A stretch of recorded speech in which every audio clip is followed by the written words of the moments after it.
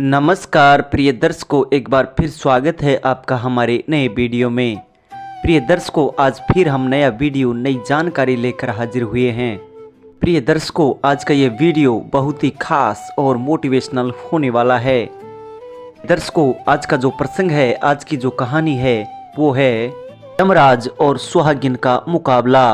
प्रिय दर्शकों, कहानी बहुत ही रोमांचक है, बहुत ही मोटिवेशनल है। प्रिय दर्शकों, कहानी को एंड तक जरूर देखिएगा। प्रिय दर्शकों, एक समय की बात है, सोहनपुर नाम के एक गांव में दो दोस्त संजीव और मनोज रहते थे। दोनों एक दूसरे के काफी अच्छे दोस्त थे और दोनों की ही पत्नी गर्भवती थी।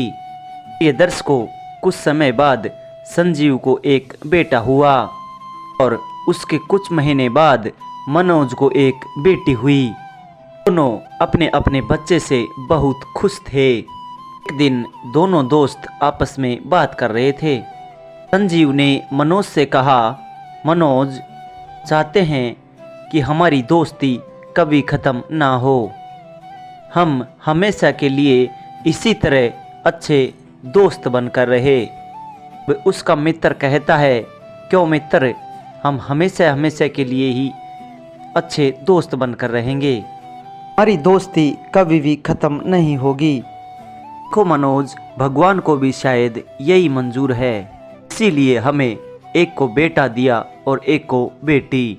चाहता हूँ कि जब हमारे बच्चे बड़े हों तब उन दोनों की शादी करवा दे, ताकि हमारे साथ साथ हमारे बच्चे भी अच्छी तरह से रह सके।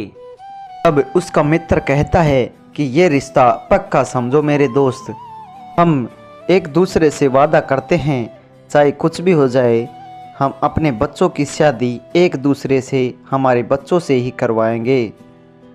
और ये बात भाभी को भी बता देना। ये दर्शकों, दोनों मित्र अपने अपने बच्चों की शादी के बारे में अपनी पत्नियों से बताते हैं और उनकी पत्नियां भी इस फैसले से काफ़ी खुश हो जाती हैं। कुछ महीने बाद संजीव को व्यापार करने के लिए परिवार को लेकर शहर जाना पड़ता है और मनोज गांव में ही रह जाता है। ये दर्शकों, धीरे धीरे समय बीतता जाता है और दोनों के बच्चे बड़े होने लगते हैं। मनोज ने अपनी बेटी का नाम सुहानी रखा था और संजीव ने अपने बेटे का नाम राघव रखा था। सुहानी बचपन से ही धर्मराज की भक्त बन जाती है।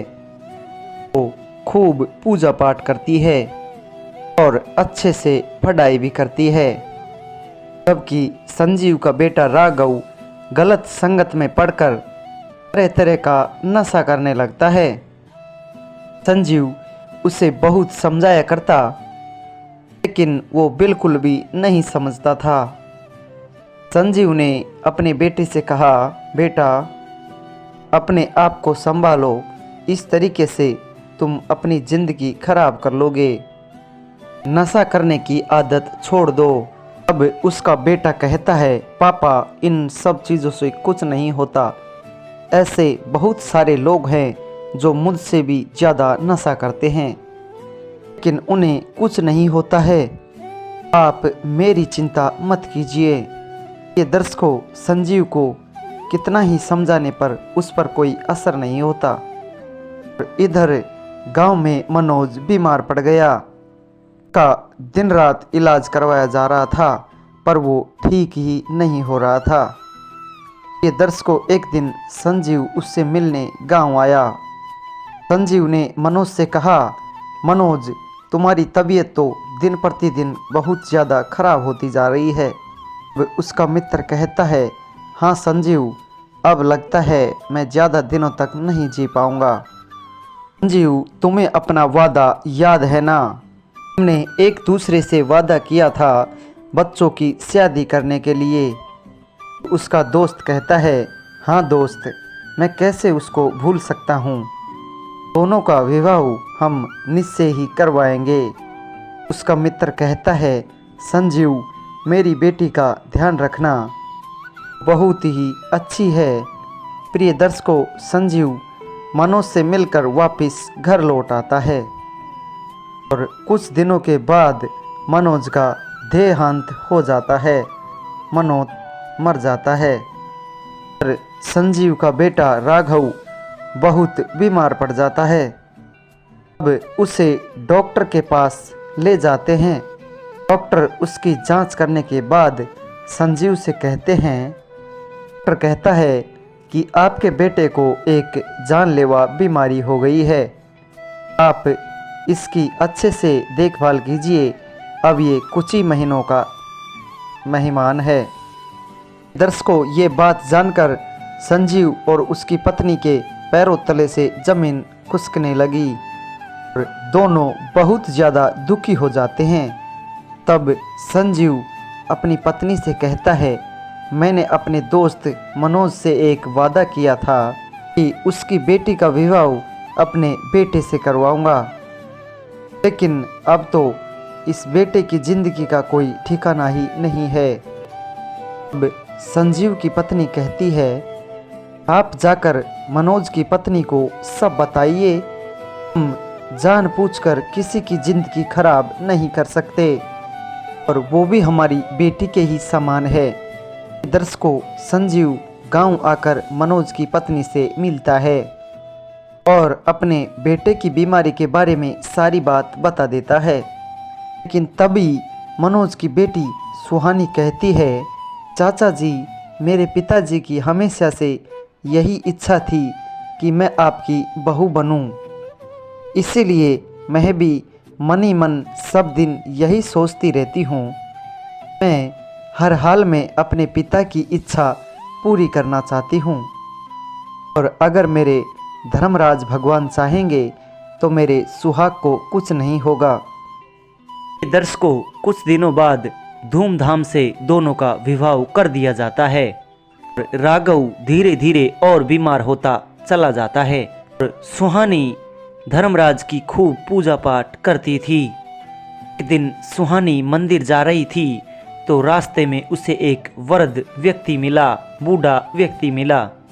उसने सुहानी से राघव के घर का पता पूछा तो सुहानी ने बता दिया। सुहानी ने उसको प्रसाद दिया। उन्होंने सुहानी को सौभाग्यवती का आशीर्वाद दिया। इसके बाद वह कहीं गायब हो गया। अब सुहानी घर आई तो थोड़ी देर बाद का किसी ने दरवाज़ा खटखटाया। अब सुहानी ने ही दरवाज़ा खोला तो देखा कि वही वृद्ध व्यक्ति दरवाजे पर खड़ा है। फिर वह सुहानी के सामने धर्मराज के रूप में प्रकट हो गया और बोला, बेटी, मैं धर्मराज हूँ, तुम मेरी सच्ची भक्त हो, इसलिए मैं तुम्हें दर्शन दे रहा हूँ और मैं तुम्हारे पति को अपने साथ ले जाने आया हूँ और अब उसके जाने का समय आ गया है। ये दर्शकों, सुहानी धर्मराज के चरणों में गिर जाती है। नहीं भगवान, आप ऐसा नहीं कर सकते, आप अपनी भक्त के सुहाग को नहीं उजाड़ सकते। धर्मराज कहता है कि हे बेटी, जिसके जाने का अंत आ जाता है, जिसके जाने का वक्त आ जाता है, उसे जाना ही पड़ता है। से भी हर किसी को एक ना एक दिन तो मृत्यु प्राप्त होनी है। लेकिन भगवान, आपने मुझे स्वयं सौभाग्यवती का आशीर्वाद दिया है, तो क्या वो आशीर्वाद झूठा था? दर्शकों, सुहानी की ये बात सुनकर धर्मराज सोच में पड़ जाते हैं। कहते हैं कि बेटी, तुम मेरी एक सच्ची भक्त हो, कि एक सच्ची पतिव्रता स्त्री भी हो।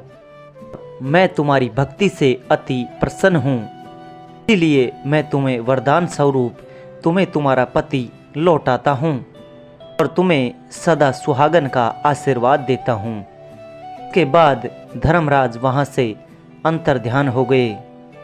चमत्कार की तरह सुहानी का पति राघव एकदम से स्वस्थ हो गया और सभी बहुत खुश हो गए। धीरे धीरे राघव ने अब नशा करना भी छोड़ दिया और वो चैन से अपनी जिंदगी जीने लगे। प्रिय दर्शकों, ये कहानी यहाँ पर समाप्त होती है। हम उम्मीद करते हैं आज की ये कहानी आपको बेहद पसंद आई होगी। दर्शकों, अगर हमारा वीडियो आपको अच्छा लगा है तो लाइक शेयर कमेंट करके ज़रूर बताइए, और साथ ही जो लोग हमसे नए जुड़े हैं वो हमारे चैनल को सब्सक्राइब कर ले, ताकि हमारा आने वाला हर वीडियो पहले आप लोगों तक पहुंच सके। प्रिय दर्शकों, मिलते हैं जल्दी नए वीडियो में। जी नमस्कार, धन्यवाद।